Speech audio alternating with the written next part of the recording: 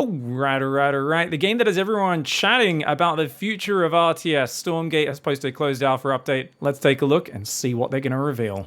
Our first phases of Stormgate pre-alpha and alpha closed testing have ended, and as we gear up for the next round of testing starting in early October, we thought it would be fun to recap how testing has been going and to share some of our favorite moments.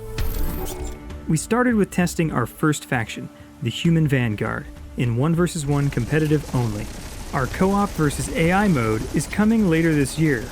These are not marketing betas, but actual playtests of some of our earliest work. Our primary goal in this early phase was to generally stress test the reliability of the game's architecture. We were looking for bugs, crashes, and testing out matchmaking. And to our surprise, the game has been performing really well, definitely exceeding our expectations at this stage. Okay, so this is really cool. I like the fact that they're kind of adding this addendum. It's really funny because a lot of games launch into like a beta, but the game's 99% done. And then they kind of just go, hey, we're in a closed alpha or a public beta or something. And it's more to market the game, get people hyped up and excited, and get community members talking about it. Whereas I guess there's games kind of like, I think of like Baldur's Gate, right? Where they released like the first act. Was it 2 years before the game actually came out? And really just said like, okay, we want to find everything that breaks. We want to use this. Essentially, you're outsourcing testing to the community, because there is a density of testing you get when you have more than just internal testing going on, where you find so many more issues, problems in the game get figured out at a much quicker rate. This also, I think, is very good for managing expectations, because I feel like, hey guys, look how awesome our game is. And that's what a lot of people, the moment they see gameplay footage, they're immediately judgmental. And I think Stormgate's trying to reorient this to like, we're just figuring things out. So it's still pre-alpha footage, you know, it's still very early. And we're really happy with how things are going. You know, this is not the finished product, but so far it's exceeded our expectations. Even though testing has been much less about balance, right away our players began theory crafting. Sergeant Fluffles tested the most efficient command post placement and charted Bob worker count efficiencies. Another chart details who wins this fight. What do you think? 2 scouts or 1 lancer? I think the scouts barely win. I'm not even sure on the damage types. I know Scout has like, ooh, can I talk about it? Yeah, Scout, I think Scout has like an upgrade to give bonus damage to light. I don't even know if that's still in it, to be fair. I haven't played much of the latest version. But I'm gonna go with the Scouts. I think the Scouts win. Oh, maybe not. I was wrong. How about a Hedgehog versus an Exo?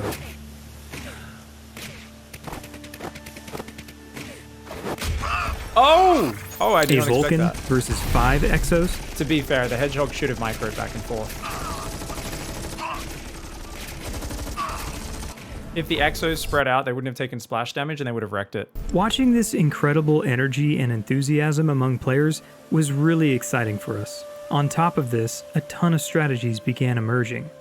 The very first build order shared way back in pre-alpha was, as we should have known for a spiritual successor to StarCraft, the Sentry gun rush.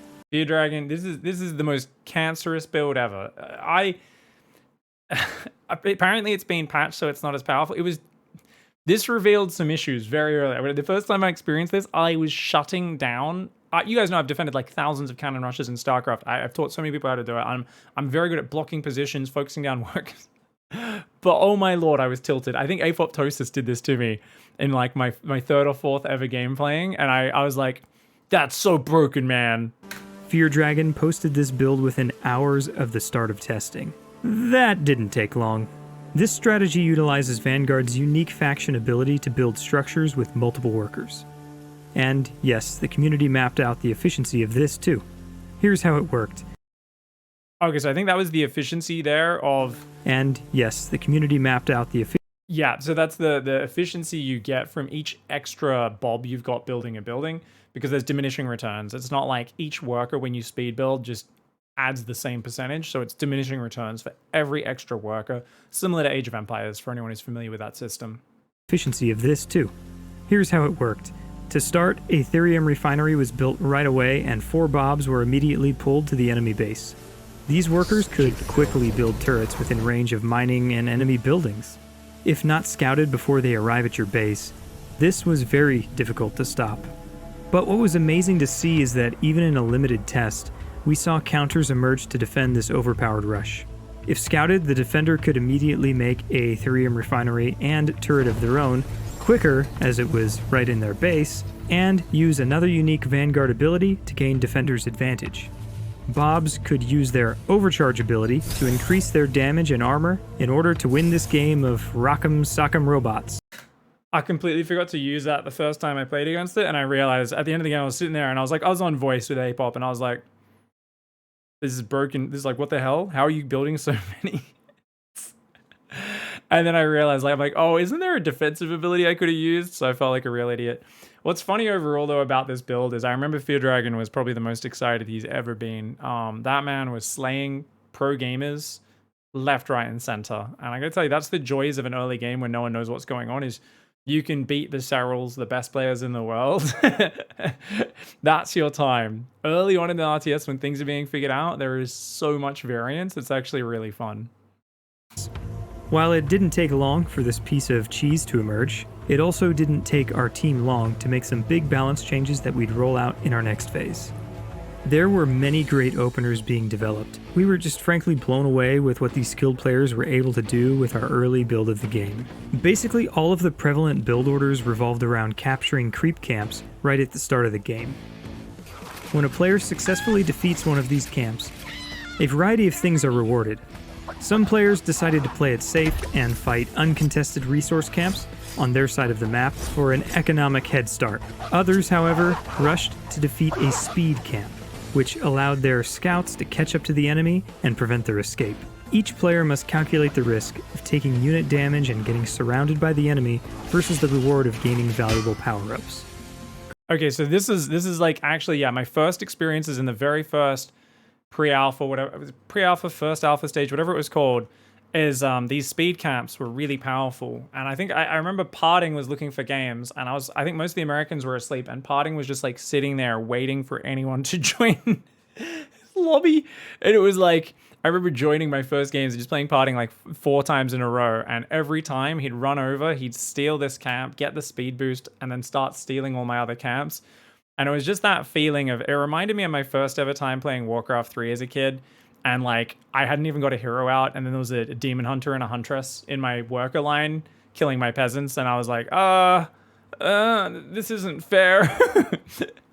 Obviously just an experience differential, but yeah, the different boosts are actually were really powerful at that stage. I'm curious to see how they get balanced and changed over time. Anyone who's familiar with creeping in Warcraft 3, it'll be a very familiar mechanic. I think a lot of StarCraft 2 players take a little bit of time to adjust to it, but yeah, generally speaking, because you're not leveling up characters and getting random item drops, it's nowhere near as overpowered, I would say, as creeping in Warcraft 3 was like, oh, I got a way better tome. I got like a tome of experience, or I got the tome that actually helps the stat for my hero. I got boots of speed. You got something that doesn't really help your hero. Not to mention your hero's leveling up. Like if you could creep jack someone, it was really brutal. Whereas up to so far from what I've seen, the creeps, as you can see in these videos, they don't really do that much damage. So it's not like you're fighting a dragon and your opponent's army ambushes you, comes up behind you and wrecks you because you're sandwiched between a dragon and an enemy army. But it's all still early alpha, so honestly, I have no idea what it's going to look like when the game comes out. Designed to incentivize players to be active on the map, creating key areas of contention, and so far this tug-of-war battle for map control seems to be working well. The game's engineering performed so well that players were able to host a couple of impromptu pre-alpha and closed alpha tournaments. The pre-alpha tournament was team-based, and Cats, Scarlet, and Awesome Sauce held a watch party for the private Discord group. Super inefficient here, gonna lose a bunch of units in the process. Turrets are insane as far as damage output is concerned. Obviously with the big disadvantage that they cannot move. And not to mention all the lost mining time. Once you have so many Skyriders, your Exos literally do nothing. In the end, Team B won the tournament, with Scarlet clutching the final victory and becoming our pre-alpha champion. We are super grateful just to all of the time and attention that the testers and players have put into it so far, and I think very humbled as a team to see what you've already done with something that is such an early state of gameplay. Just want to go back a little bit there. So that's kind of cool. You could see this was a tournament, and You can see, because this is like super early days, so it's mirror matchup, and it looks like it's just mass exo, and I think these are Skyriders, and I think the bubble, it's like it protects all the units, and I'm not sure if it completely blocks range damage coming in. Forget exactly, but you can see it looks like this is just a mirror matchup of like Skyrider exo versus Skyrider exo, and then there's like some bobs getting pulled in defensively for the blue player, whereas there's a bunch of scouts in the back for the red player. But cool. I didn't actually see any of this tournament. But that's really awesome, obviously, because people can't stream it. They would have just been streaming that in the private Discord, so you would have had to be there live to actually watch it. But that's actually so cool that they've been organizing things, and there's been all sorts of stuff going on. In the next phase, Closed Alpha 1, players hosted their own End of Alpha tournament on Rally Cry, and we assisted their efforts. Players signed up to an open bracket, and it came down to a round of 8. Beowulf and Attico even hosted their own shoutcast of the matches. Here are some highlights. See here, he's on 3 bases. He doesn't really have that production. Now the Skyrider bubble gets popped, so Lucifron just has to get on top. He has got to get in right now, otherwise he will lose that third. But the Skyrider bubble has minimized, I think, enough of the damage here, even as Lucifron gets on top of it. So yeah, eventually Lucifron dives on top, but the bubble shields the rest, and it is just so much damage that Lucifron is taking right now. In the end, it came down to finals between Parting and Kiwian. Well, Koreans always dominate RTS. You can't stop them. It is cool. For those who don't know, Lucifron and Vortex, by the way, they're the Spanish brothers. I believe they were pro in Warcraft 3. They were very good in StarCraft 2 for many years. I got to compete against them a bunch of times in tournaments back 10 years ago, 10, 11 years ago. And those two, they were both very good at Age of Empires 4 as well, right? So I feel like any new RTS, the first couple of years, those guys, you want to copy their builds. They're actually insanely good. we're gonna have the Vulcans dash forward there, and we just don't have the upgrade from Kiwi, and so now Parting gets on top here. He senses blood, but he's in the range of the Vulcans, and there are more of them. Watch the Exos fall. That was not the play there, Parting. Kiwan decided to go up the ramp. He's gonna get the turret kill first, and now the Skyriders can just bubble his own units. And it seems like the Exos from Kiwan are making short work of his opponents. All of those mobs might be overcharged, but they take damage all the same. And the base is very low health right now. With the turret going down, that base going down in the natural, it didn't even get a lot of mining. I could see Parting GGing out of here because that evac didn't have enough damage to sustain him into a victory. And it is gonna be Kiwan winning 2-0 on the finals of the End of Alpha tournament here today. That's cool. So you can see Vortex and Lucifron, the brothers, both fell 2-1 in the semis. The Spanish bros, and then you got the Koreans barely beat them. Now, Kiwian hasn't been a top StarCraft 2 player since the early days of StarCraft 2, so it's cool. He's been like a streamer, an entertainer, still a high-level player, but not a pro-level player. So to see him beating Parting there is cool, promising. Parting's still in the military, so he can't compete for money right now, but he should be out really soon. So I'm pretty sure we're going to be seeing him very active in all the new upcoming games as well. So he'll probably be back on the StarCraft ladder soon as well.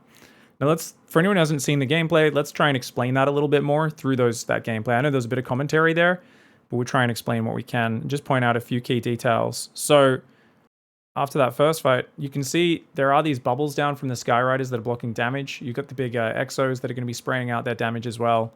But he's in the range of the Vulcans, and there are more of them. Watch the Exos fall. That was not... I just called the Vulcans Exos. Exo is the more of a marine type unit. But yeah, this is kind of cool. I think Kiwian just took a better frontal fight, whereas you could see, I think he might have just had more numbers as well. And Parting was trying to do essentially just an Exo drop in the back. So you can see here, it kind of goes to Parting's vision. And you can see he's got that drop in the back of the enemy base up here. They keep only showing it for a second. You might be wondering, why are they only showing it for a second? Well, the players have to stream their own views. This is also why it looks so crappy. This would have been streamed through Discord, and I'm imagining the social media guy at Stormgate was like, oh, this is exciting, let's hit record on this. But they were casting just off two different players' first-person play, views on a Discord call, I imagine, right? Or a Discord stream, so it's not optimal recording quality or anything like that, but it's cool to see Parting doing drops in the back door and stuff like that. But it looks like Kiwian was just a little bit better with the frontal engagements, and with just more of a mass Exo force, seemed to overcome. So I think maybe Parting should have just pulled back to a more defensible position since he was committing to a counter drop at the same time. But I'm a massive noob at this game. These guys casting and playing are obviously way more expert than I am. Winning 2-0 on the finals of the End of Alpha tournament here today. With all that, we think that testing so far has been incredibly successful and so much fun. We're getting tons of valuable feedback that's leading to a lot of improvements. We're going to continue welcoming more players to each new testing phase. And here's a bit of fun trivia. We've been internally code-naming each testing build based on past real-time strategy units. Apocalypse was what we called our first closed pre-alpha playtest. Then came Baneling, the closed alpha test we just held in August 2023. Luckily, the game didn't blow up. And now... What's Apocalypse from? I actually haven't played nearly as many games as a lot of people out there. I've played a lot of games in terms of raw hours, but they're concentrated around, you know, a smaller range of games. And there's actually a lot of RTSs that I've been meaning to go back and play.